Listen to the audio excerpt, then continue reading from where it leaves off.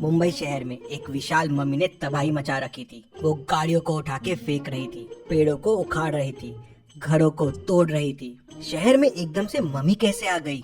वहीं दूसरी तरफ म्यूजियम में लोगों की भीड़ लगी हुई थी। इजिप्ट से 3 ममीज को मुंबई के 3 म्यूजियम में लाया गया था। उन्हें देखने के लिए तीनों म्यूजियम्स में लोगों की काफी भीड़ लगी हुई थी। क्या आप म्यूजियम की इस फोटो फ्रेम को देख के बता सकते हैं कि ये रियल है या फेक है? कहते हैं ये फोटो 1820 की है।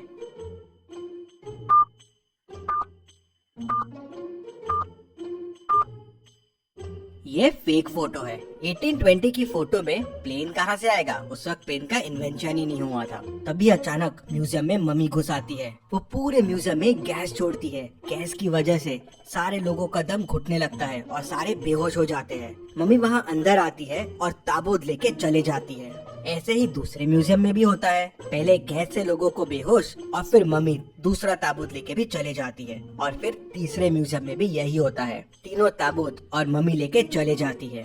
पूरे न्यूज चैनल के जरिए ये खबर पूरे शहर में फैल जाती है कि मुंबई में मम्मी घुस आई है और म्यूजियम से बाकी 3 मम्मियों को भी चुरा लिया है। लोगों में डर आ जाता है कि शायद बाकी 3 मम्मी भी जिंदा ना हो जाए। इस केस को सॉल्व करने के लिए डिटेक्टिव मेहुल आ जाता है।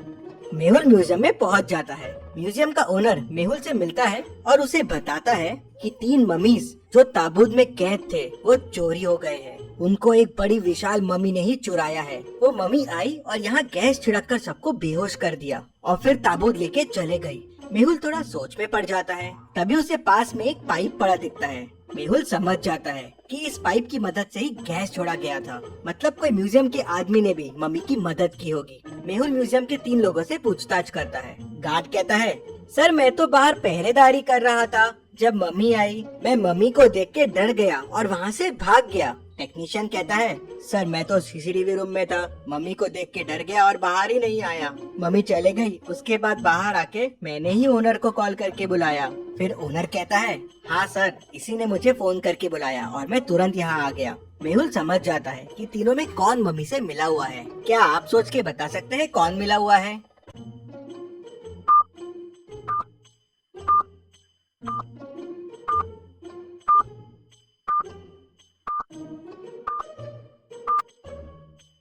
मेहुल तुरंत टेक्नीशियन को पकड़ लेता है। जब सारे लोग बेहोश हो गए थे तो ये कैसे बच गया? और इसके चेहरे पे देखिए मास्क के निशान भी है और जेब में मास्क भी रखा हुआ है। टेक्नीशियन कहता है कि सर मुझे कुछ नहीं पता है। मुझे बोला गया था कि पूरे म्यूजियम में गैस फैला देना, फिर मम्मी आके ताबूत लेके चले जाएगी। मेहुल ओनर से पूछता है, क्या कुछ कीमती था उस ताबूत में? नहीं सर, बस वो एक मम्मी का ताबूत था। सालों पुराना है, इजिप्ट से लाया गया था। मेहुल को ये बात कुछ हजम नहीं होती।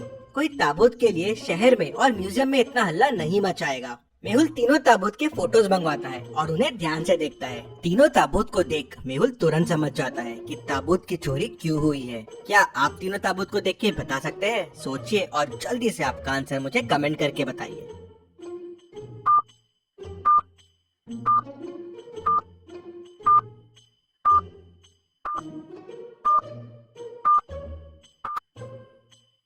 बीच वाले ताबूत में हीरे का स्लॉट खाली है और वहाँ पहुँचने के लिए एक मैप दिख रहा है, लेकिन वो मैप अधूरा है। अगर आप तीनों ताबूत को जोड़ देंगे तो एक पूरा नक्शा बन जाएगा।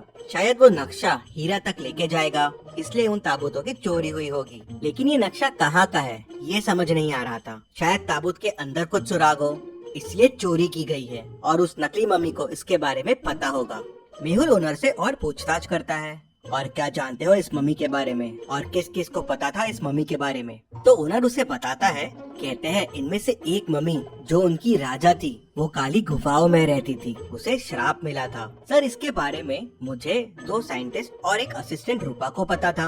मेहुल दोनों साइंटिस्ट से पूछताछ करने के लिए उनके घर पहुंचता है। वो पहले साइंटिस्ट के घर जाता है तो देखता है उसका मर्डर हो गया है। वो दूसरे के घर जाता है तो उसका भी मर्डर हो गया था। फिर वो रूपा से मिलने जाता है तो देखता है कि उसका भी मर्डर हो गया है। मेहुल तुरंत समझ जाता है कि इन खूनों में कौन इन्वॉल्व है। क्या आप सोच के बता सकते हैं वो कौन हो सकता है?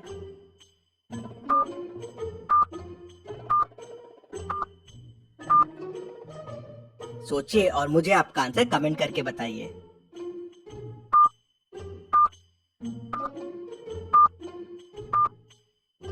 ये सारे खून ओनर ने करवाए थे। सिर्फ उसे और इन लोगों को ही ताबूत के बारे में पता था। ताबूत के बारे में जानने वाले सबका मर्डर हो गया, लेकिन ये बच गया। मेहुल उसको पकड़ने के लिए उसके घर पहुंच जाता है, लेकिन वो अपने घर से मिसिंग रहता है। मेहुल समझ जाता है कि वो हीरे की तलाश में निकल गया है, लेकिन कहाँ, ये कैसे समझेगा मेहुल को? तभी मेहुल को समझ जाता है कि ओनर कहाँ गया होगा। क्या आप सोच के बता सकते हैं? सोचिए और मुझे आपका आंसर कमेंट करके बताइए।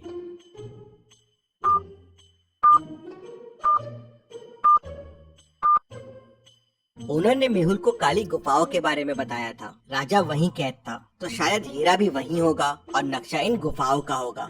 मेहुल तुरंत अपनी कार के पास भागता है, लेकिन मेहुल की कार लॉक्ड रहती है। क्या आप बता सकते हैं लॉक कैसे खुलेगा?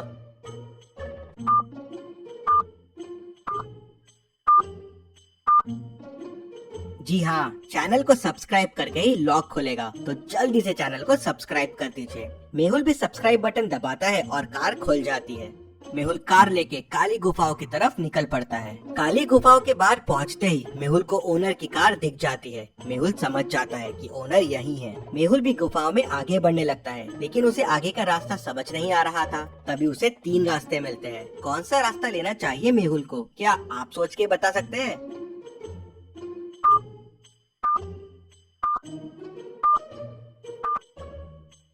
मेहुल को तीसरा रास्ता लेना चाहिए। तीसरे रास्ते में पैरों के निशान दिख रहे हैं, मतलब ओनर यहीं से गया होगा। मेहुल पैरों के निशान को फॉलो करता हुआ तीसरे रास्ते में चला जाता है। वहाँ उसे एक बड़ा सा दरवाजा मिलता है जो बंद है। क्या आप इस लॉक को ध्यान से देख के बता सकते हैं दरवाजे को खोलने का कोड क्या होगा? सोचिए और मुझे आपका आंसर कमेंट करके बताइए।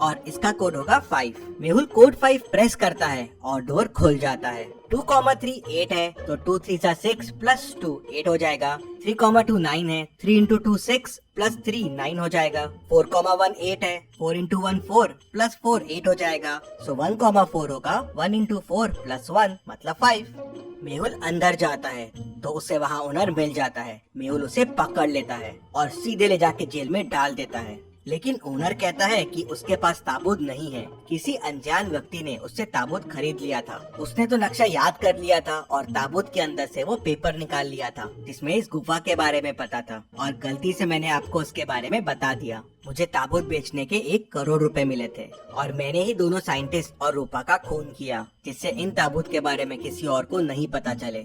मेहुल तुरंत समझ जाता है कि ताबूत किसने खरीदा होगा। क्या आप पूरी स्टोरी को ध्यान से सोच के समझ के बता सकते हैं ताबूत किसने खरीदा होगा? आप चाहे तो वीडियो को रिपीट कर सकते हैं।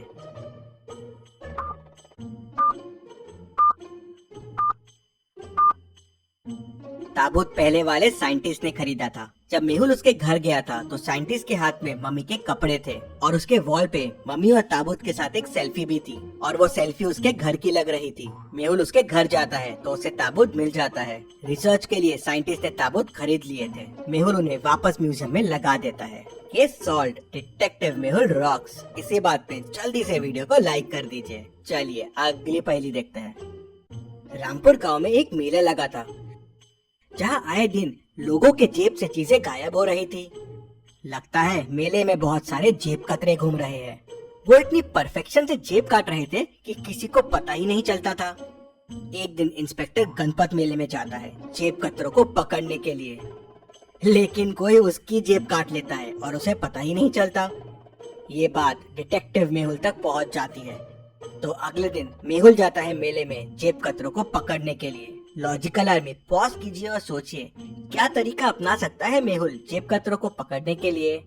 सोचिए और मुझे आपका आंसर कमेंट करके बताइए।